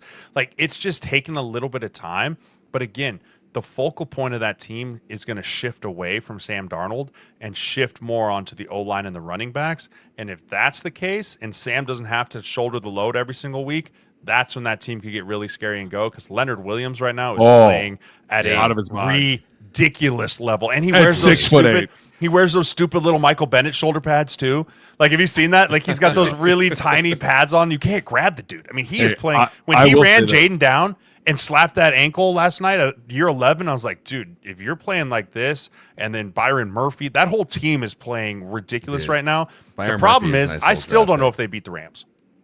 I still don't know if that team is good enough to beat the LA Rams right now. They look like they were beating up on a high school team this last weekend, the Rams. And by the way, we're all in agreement here, right? We all agree that Kellen Moore, he's going to save his job this year, right? Like, we're all just looking at this going, hey, just push it to next year, right? Yeah. Because the way that Sean McVay was basically like, get the fuck out of my fucking This is a gap year for the Saints. This is a gap year. I'm looking like, dude, we're not going to fire him, right? Like, I feel bad for this guy. I'm looking at the quarterback like, dude, throw the fucking ball. Dude, I agree with you. The Rams have a strict hold on this division. If the Seattle Seahawks can get the ball running a little bit more, where they fits into their system a little bit more, takes a little bit more off that quarterback, beats up a little bit more on the defenses, takes a little bit more time away. And you talk about Leonard Williams, what he's been able to do. I was watching the game with Johnny, and I was like, I used to block guys like that. You believe that shit? Believe that fucking guy Back over in here? my day, right? That's right. But I will say this. When you have those Michael Bennett shoulder pads, because nobody would know better, you can grab the jersey a lot more, which makes it a little bit more into your world. Because when you have the shoulder pads, everything's double-sided. Right? So if you're grabbing shoulder pads. When you grab the jersey and you pull on some shit, you're going to, like, pull their head down. Like, you get them to come down with you. And you're like, no, down to my level. That's sometimes can be a double-edged sword. You have to use that to your advantage, those that are wondering how to block those defensive. But that division, just to zoom out, because you guys kind of mentioned it here. You got the 6-2 Rams who are on a roll. You've got the Niners go in and they beat up bloody Giants nose and all. Fuck 34-24. Yeah, Mac Jones continues to be efficient and operate that offense. The Harvard of quarterback rehab schools. Kyle Shanahan in San Francisco. This kid's about to get paid. Mac Jones about to get paid, dude. Well, he's on a 2-year. He's on a 2-year. Oh, that's right. That's right. Well, why did he sign that? To be fair, he probably didn't see this coming, but dude, no one anticipated him to start and play like this. No, like that. You said that come back. That's where Mac Jones, like, he did great things, and maybe after this year he could try and get his way out of it. But at some point, Brock's going to come back. Here's what I would love. You ready? Here's what I would love. Mac Jones has done such a great job. He's gone there. You trade him. You get something for him. Whether it's a 5th round, a 4th round, a 3rd round, something, and then you elevate Adrian Martinez to be your backup quarterback for the rest of the way, right? I love that. That's a great move. But love it. Yeah. Yeah. By the way, that was cool. Good Morning Football highlighted your guy, and he got. It sounds like just how great he is behind the scenes in the room. They rewarded him with some snappage out there. So that was kind of a cool moment yesterday. Yeah, I mean, his stories no one's probably followed it. I mean, guy was at Nebraska. Obviously, I covered him here. Went to K-State, broke his ankle, went to the Lions, didn't work out there, went to the UFL, lit it on fire, won the UFL MVP, won the whole bit. Was with the Jets practice squad last year. They moved on from him to go to Brady Cook, gets picked up with the Niners, goes out there now having a moment there. I mean, just a fun one of those. If he gets on the field and he gets a chance to go out there and win a game or start a game, like, that's the type of story ESPN's going to get to talk to. And those are the feel-good stories you have. And as an agent, to help a guy along through those type of things has been really, really fun. Yeah. Yeah, it's pretty cool. Definitely it is a ding. I mean, it's for sure a ding. But for him to sit there, too, and be part of the system that has pumped out all these reclamation projects, or even like 7th-rounder Brock Purdy, I mean, it's a good place to be learning about offensive football and how to play quarterback. So. Yeah, and it's a great place because they're winning, right? And that's the one. And they're thing winning. When you look at this, and Jay, I'm with you. I picked the Giants too. I thought they'd rally for Cam, for Scat, right? And they're at home and they're going to do this. But dude, what they can do, Dart has no help. Listen, it's not only that, but like, listen, I'm not even going to say that. I'm just going to give Shanny some flowers and go, listen, you're doing a great job of going, hey, listen, how do I utilize a player each week? And this last week, it was clearly CMC, whether it's in the run game, whether it's in the pass game, he's taking advantage of the man-to-man again, right? Like all of a sudden you're starting to see, if you're going to play us man-to-man, we're going to dice you up. This motherfucker can fit it in some windows. And we got some playmakers out here, right? If anything, we're going to get CMC on a linebacker and we're going to see what happens. We got Kittle over here. We got Juwan Jennings. Like we have playmakers on our side. At the same time, defensively, like they're doing well. I think Jackson Dart showed a lot of promise. I think that it was kind of like, hey, he's fighting his ass off with not a lot to do. And that's where I'm kind of looking at it going, I really don't want to get rid of Daboll. I think he's doing good things when this poor guy has absolutely nothing, right? Like we're trying to do everything we can. And defensively, their whole goal was to pin their ears back and just fucking rush the passer. But if you're not winning football games, you can't just do that. I mean, what Jackson Dart's been able to do for that organization, and I mean, I know I'm talking about the Giants, but like he dropped the one into the bucket to Slayton that was dropped. I mean, Theo Johnson, the tight end, had a few like third down conversions that were just he catches one dropped. of them. Like it's just one of those things where you're like, man, this kid has some moxie and some juice to him. I want to see him with Malik Neighbors. Like Malik Neighbors might have 2,000 yards receiving with this kid because he can do it and he can go and he can make all those things happen. But the Giants are working their way back, but it just seems like every time I watch the Giants, it feels like it's 3 steps forward, 4 steps back. Like it just feels like they can't get over this hump, and a lot of it's just the personnel. Illuminor was hurt this week, so you've got Marcus Membao starting out there at right tackle for them, and then John Michael gets hurt halfway through the game. He gets hurt there, and so now you've got the backup center in, and it just seems like they can't get out of their own way from an injuries perspective. But I think looking at that team, even compared to last year, I think players and I think hopefully the owners can see the best football is still in front of this team.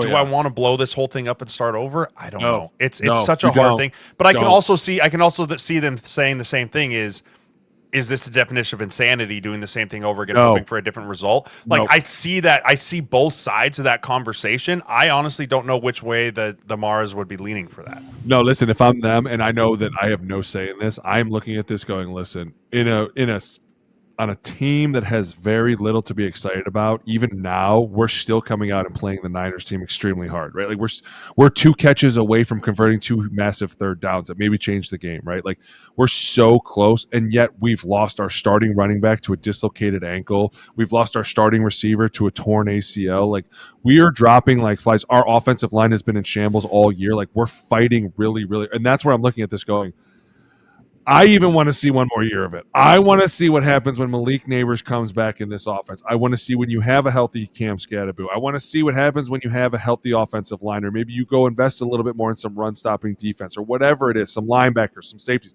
The tackling was fucking terrible too. Like at some point, I don't think this falls as much on Daboll as much as it is like, hey, you're just kind of limited in when Theo Johnson becomes one of your main targets, and we're all like, who the fuck is this? We're all like, man, you guys are fighting your asses off. But at the same time, CMC on the other side, like running the ball all over the fucking place. What do you have, like almost 200 yards on scrimmage yards? And it's like, it's the one thing we keep saying, you can just not let this one guy beat you. And you did. And that's where it's like, I hope the mayors and the tissues, they don't look at this and they go, what the fuck, dude? Like this one guy, we didn't want to lose this one way, and we did. You made us lose this one. Like that's where they get mad and they start firing people. When I don't think they should. And that's the thing. But you just said it. They get mad. I know. And this is with either owners, fans, media. The pattern in the NFL is people get mad, and then ownership reacts to, because it was, you know what? If people are mad, and I'm mad because I don't like what's happening and I want to feel good, so something needs to happen and someone needs to be fired. And I think if you're firing because it's like a short-term huff of like feel good, like is firing Daboll going to make your program better because you hired someone? Maybe there's 100% an argument for that, and most Giants fans want that. Yeah. Or are you firing him because, damn it, we're pissed about the result and someone needs to be held accountable? That's the question to me. I don't know. If you're doing the latter, you're making a big mistake. You're caught in the moment and your emotions are getting the best of you. You're acting like a child. I don't think that you're going to fire Daboll right now and this team gets any better than it is right now. Like I said, when Theo Johnson becomes your fucking main receiver or Shansky, it's like, who the fuck are we throwing it to at this point? Like, at some point, we have to go get this kid some playmakers. He is an amazing player. I think he's doing awesome things. And defensively, we got to stick a foot in the ass. We can't allow CMC to be running the ball. The tackling for them was really poor. It was fucking terrible, dude. And that's a hard thing. I mean, that clip that's kind of gone viral of, I think it was Banks, like, bumping on Robinson instead of like butting him up, and Robinson just runs right through him. Like, that's the kind of stuff that your coach gets fired for, is like that type of effort, because then people from the outside perceive it as like he didn't have these guys ready to play. Right? There's got to be some more desire and want to from the secondary. Right? I felt like the D line actually had a decent game this week, but Shanny just had such a great game plan of not allowing those guys to get going. Right? Staying on schedule, avoiding 3rd and longs. Like, he never allowed Thibodeau and Burns and those dudes. Now Burns still had a great sack. He's still amazing. They did everything they could to get involved in that game, dude. Yeah, but Mac eventually Jones had a bloody nose. Shanny just kind of took him out of it and was like, we're just not going to allow these dudes to do their strength, which is just pin their ears back and go. Yeah. Wow. I think we covered a lot of ground. Last thing, I got one more. Yeah. I am so sad to watch Jayden Daniels get hurt. Oh, again. my God. That was such a bummer. The kid has battled through so much this year, couple knees, a hamstring, and then just a complete fluke play. You fall down, you put your arm out like you've done 1,000 times before as you've fallen down, and the elbow goes. I mean, that's just one of those things where the team's snake bitten this year. Like, that's just really all you can look at. I don't think it's anyone's fault. I think sometimes those years just happen in the NFL where it's just one thing after the other. You have the contract dispute with Terry. You get Terry back. Terry gets hurt. You move on from Brian Robinson, which I'm still not sure was a great move. I'm still not sold on letting him walk out the door, and you're putting all your baskets in a rookie 7th-round pick. Okay, right? You got Zach Ertz, but I think that whole thing is just, it's a bummer to see. They're completely emaciated on the defensive side. Luke McCaffrey teared the AC joint on the opening kickoff. Like, it just seems like nothing can go right for them. And the cherry on top was your franchise quarterback's probably done with the year with a dislocated elbow. Do you see the callback?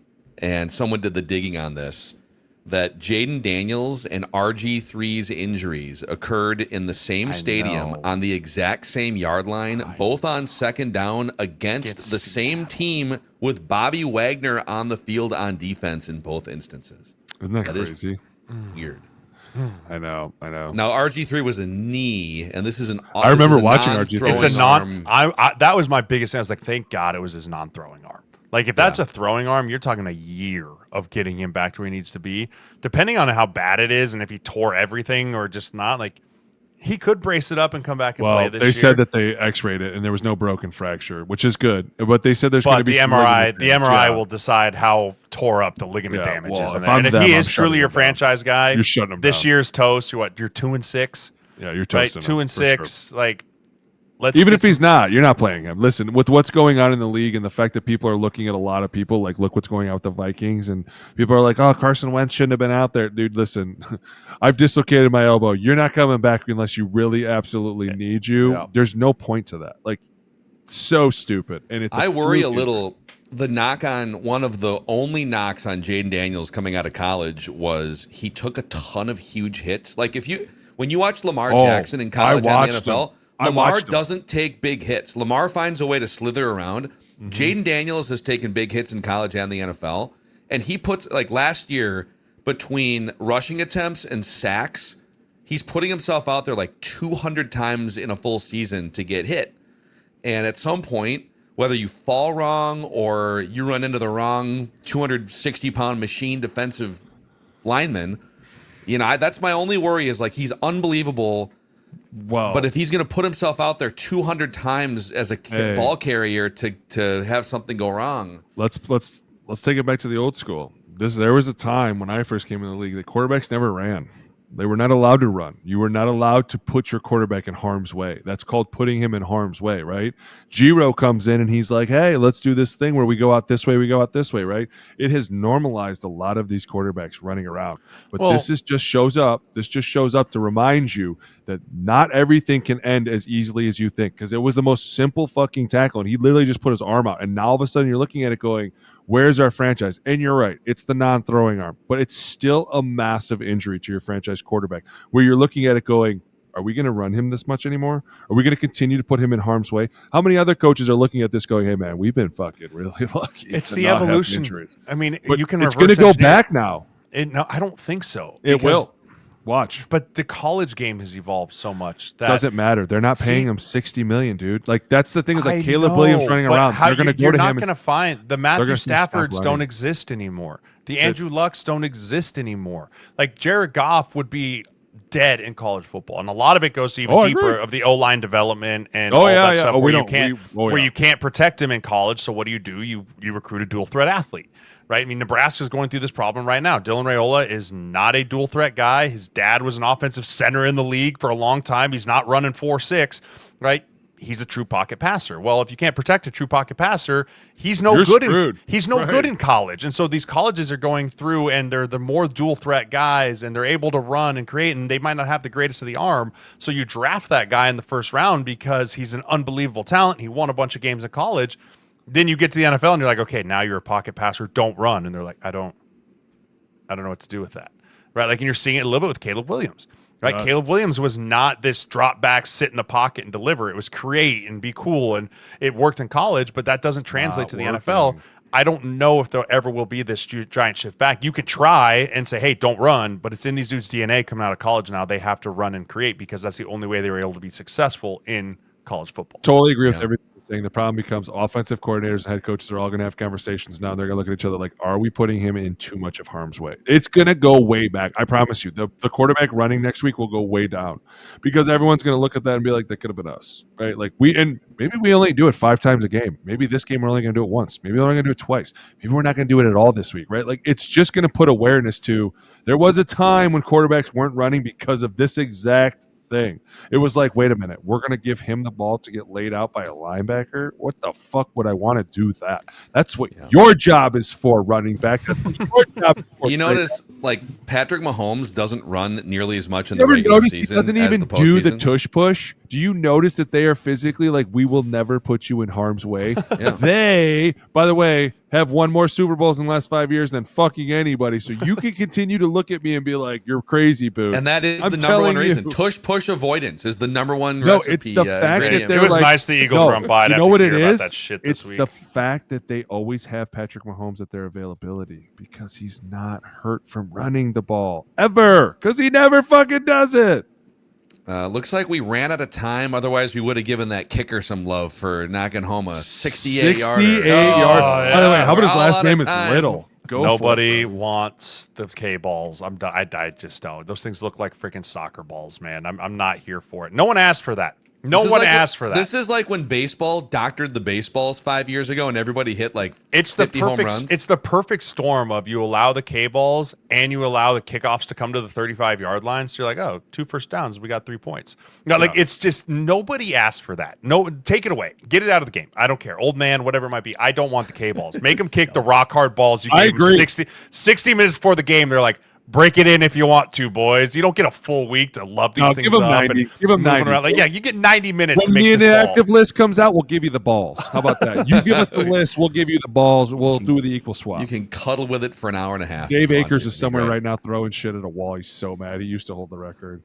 What's with you, Dave? All right, for Jeremiah's new pump that he hopes to keep growing here. It's going to take a while. And for Booney's blue-collar trucker shirts, I'm Phil Mackey, and this is the O-Line Committee. We'll see you guys for a Hot Take Tuesday tomorrow.